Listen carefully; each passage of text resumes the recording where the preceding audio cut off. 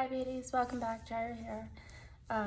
Hopefully this is quick, guys. I just wanted to run through something with you that has been on my heart. So lately I've been doing a lot of people watching and observing, and I think it was last weekend I went to the movies with my brother and we saw Maverick, and I don't know her first name, but her last name is Connolly. She's like the leading lady to Tom Cruise. I was gonna say Tom Hanks. She's the lady to Tom Cruise. And I was looking at her and I was like, my gosh, like she has aged so beautifully, like so gracefully, you know? And even if it is that she's, done work or whatever, you can still see the youth and the human and the life in her face as she's aged. And that's where I feel like we're losing it as a people, as women, and even, men nowadays are getting really into cosmetic surgery and whatnot. But there is a plethora of actresses or influencers or whomever that we can look at, and they look so plastic, like picture perfect, like stale. They look so stale.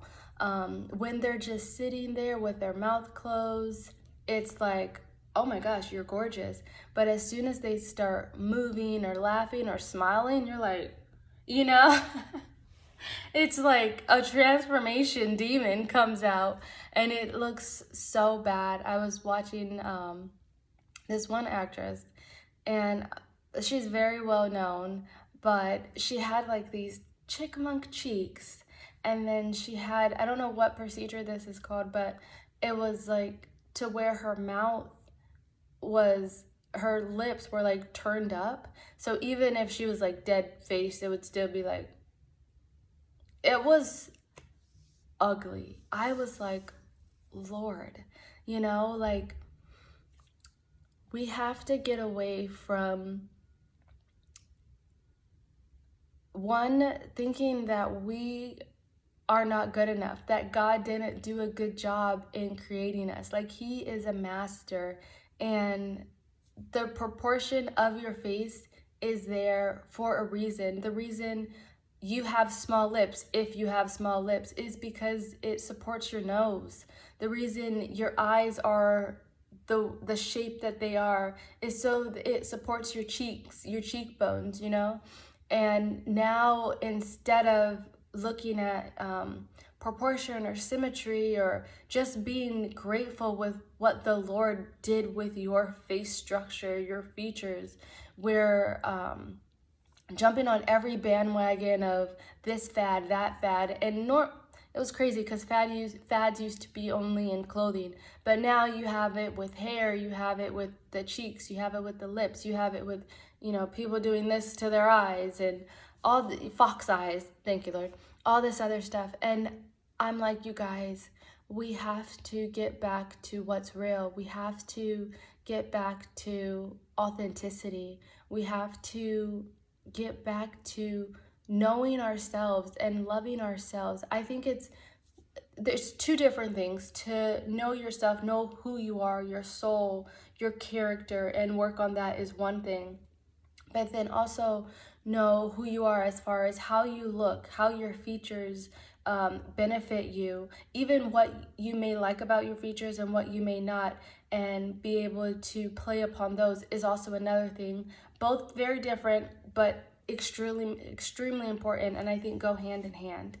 And I think instead of us like, basically allowing our minds to be programmed with, big butts, big lips, BBLs, all this other stuff, like find love in yourself, understand who you are, how you operate, what you like, what you don't like, and what you can do to play upon, your big lips, what you could do to play upon your big eyes, your bright eyes, your curly, messy hair, whatever it is.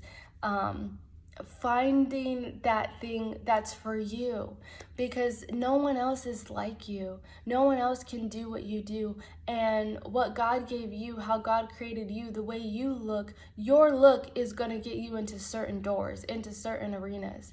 And if we're always so focused on looking like someone else, being someone else, having this so that I could be qualified, you're never truly gonna know who you are and even love who you are. And that's more important. I feel as though today we have so many people who don't know the first thing about love. Love starts within. You don't know the first thing about love, and we can see that in how you wear your insecurities, whether it be the way you dress, the way you carry yourself, even maybe sometimes the way you talk, the way you act, what you do to yourself. There will be people who are walking out here looking a straight mess, looking crazy, and thinking in their mind, like, I look good. I really look good. And bless you, bless you. But we must get back to understanding what it is that works for us. Like, I have a big nose. This is my dad's nose, I feel like. This is my dad. I just kidding, you guys. I said,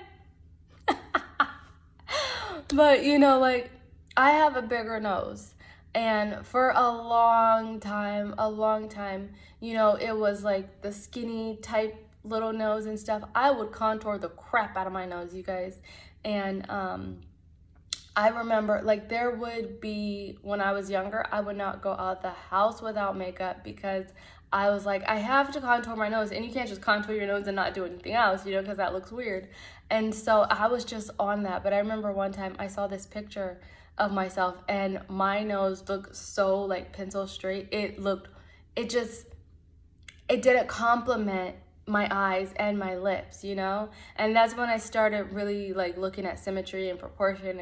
And it was like, okay, your eyes complement your cheeks. A lot of times your cheeks complement your forehead, your lips complement your nose complements your lips. Like, the size of my nose, if I got my lips any bigger, it would make my nose like super stand out, and a lot of times you'll have women who are gorgeous, like gorgeous in their skin, and society has been programming us that you need bigger lips, or you need bigger cheeks, or you need more of this, or you need longer this. And so you go get the lips done, and then you look at them and you're like, it's just big, big, big, big, big, big, big. It's just too much. It's too much. And sometimes you get botched and you can't do anything after that. And don't get me wrong, you guys, I love everything about being a woman. I love everything about being a woman, from getting waxed to sugaring to getting your hair done to getting facials to anything that you can name, to even preserving yourself. I love everything about being a woman. But my tip definitely for young women is, before you start just running to a cosmetic doctor who really doesn't care about your self-esteem, who really doesn't care about your soul, I could say, they're really a lot of times just after the money. Do the work yourself. Focus on a 10-step skincare process that's going to make your skin glow. Focus on getting monthly facials that's gonna make your skin glow, that's gonna even out your skin tone, that's gonna freshen your face. Buy your own little gua sha tools and rollers so that you could depuff your skin. Wake up early, eat better, go to sleep, drink water, drink it. Do what you must do first to look your best, to feel comfortable in your own skin. We cannot negate our own self-work. We cannot negate, what we must do in order to feel, look, and be our best, and then just run to someone else for help. That is not the answer, because it's not necessarily even help all the time. It's just, what would I say, like really like a band-aid. You know, it's just a band-aid. It's just a covering up of the wound, because even after you get whatever it is that you thought you needed, you still feel a certain way. That's why we see, you know, people in certain industries going back and back and back and back and back and back. And then before you know it, you can't even recognize them. There was a point where they were doing certain things to themselves where it's like, wow, you look amazing at this point, like you still look real, you still look natural. And then we have no idea how so broken they may be inside, how pressured they may be by being in their own industry, how their self-esteem might just be shot, that it's still not enough for them. And we're idolizing them like, man, you look amazing. So they're reaching after something that doesn't even exist. And we're reaching after them, who are trying to be something that doesn't even exist. And the whole time, our entire generation is being wiped out by fakeness, you know, by, I was going to say falsitivity, but that's not a word. I just made it up. But, you know, like our entire generation is being wiped out by fakeness, is being wiped out by people who don't know who they are, who don't even love themselves. And it's crazy how a lot of times we will see the woman whose idea for the media praised by the media, and the man whose idea for the media praised by the media, and they're single as a dollar bill. They don't have no healthy relationships, families.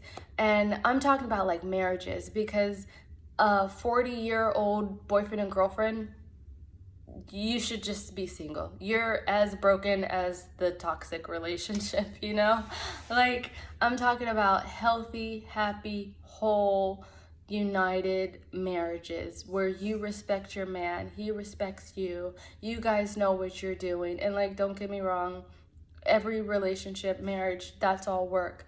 But we'll see the ideal woman, the ideal man, and they're single. You know, they're probably a glorified baby's mom, or a glorified, you know, bachelor, but they're not an individual who you can actually be in a relationship with. Why? Because they don't even love themselves. They find every fault within themselves and they try to fix it and change it and be perfect. So any other human coming into their life, the first hair that's out of place, it's like, you're trash, you know? And so it's like, allow us to stop allowing ourselves to be programmed by the media so much, and allowing the media to tell us big lips are cool, you know, big cheekbones are cool. Like, yo,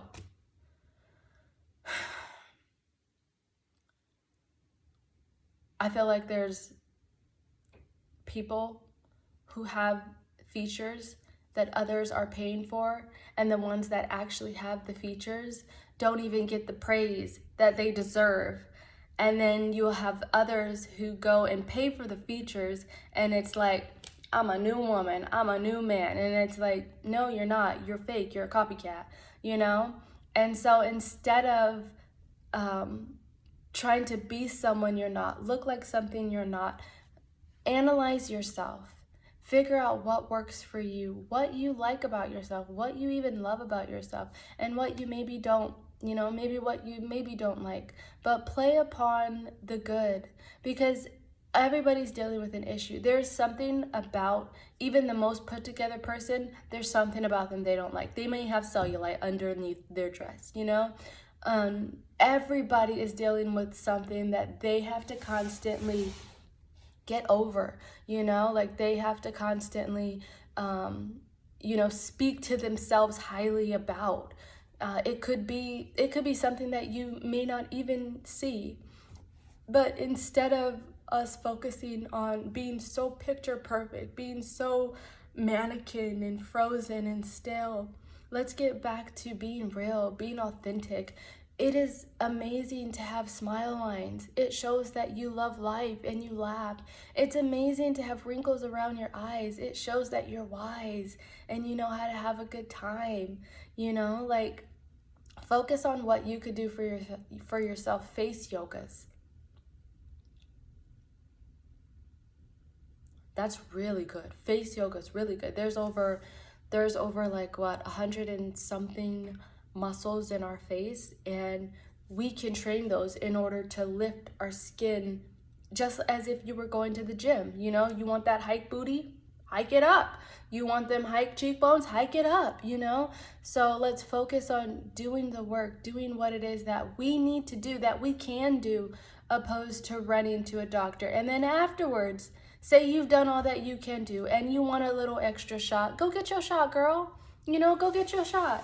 But do what you can do first, so that you know that you're loving yourself. That, because a lot of times, once we are actually doing the work, we begin to appreciate it. We begin to appreciate it more than anything else, because it's like, yo, I work hard for this body. I work hard for this face, you know, like I'm taking care of this skin. I'm making sure that I eat well, because I know that if I don't, it comes out of my pores, you know? So however I look, I love it. I appreciate it. And this is me. You know, like that's the point that we should be at. Like, I love these smile lines because I love to laugh, you know, and I love to have a good time.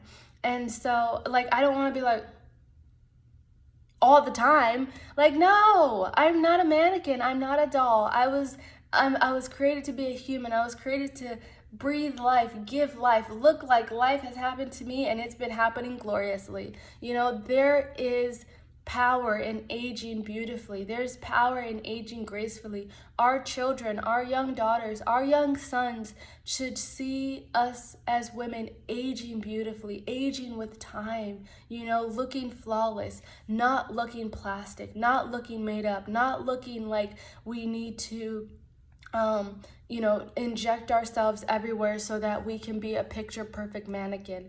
That is not real. It's not real, and it's a lie.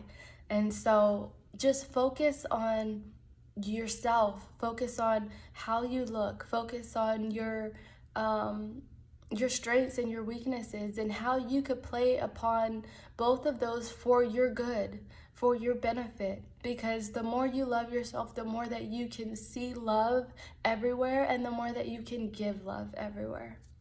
I love you guys. Bye.